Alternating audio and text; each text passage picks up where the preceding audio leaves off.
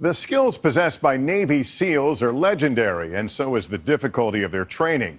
But in the past 6 months, when 2 trainees died within hours of quitting the program, there were questions about whether the Navy is doing enough to support the 80% of young men who don't make it, for many of them ending a lifelong dream.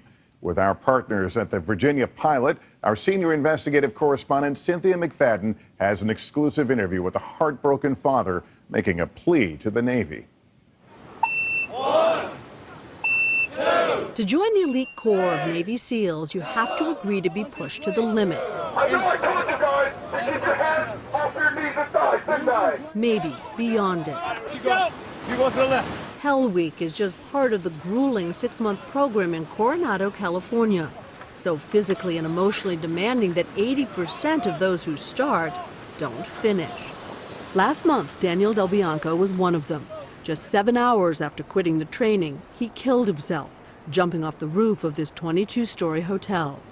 His father, Steve, says the Navy failed his son. The fault was that in the hours when he was most vulnerable, without any sleep for over 50 hours, that he was left alone unsupervised and was actually allowed to leave the SEAL training compound on his own. Let's go! Let's go! So, is the Navy doing enough to protect the 4 out of 5 trainees every year who fail to achieve what for many is a lifelong dream? And that's more than 800 young men annually.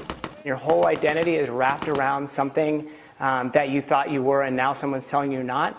Last fall, authorities say another trainee, Kaplan Weir, got in his truck drunk within hours of quitting. He crashed and died. Weir's mother says the Navy should never have left him alone. And while very few die, former SEALs admit many are broken. The Navy quit on me, I didn't quit on the Navy, you know. Kevin Haymeyer, seen here during his Hell Week training, passed out 3 times in 24 hours, while his group marched with a 300-pound inflatable boat on their heads. He desperately wanted to go on. I didn't want to quit.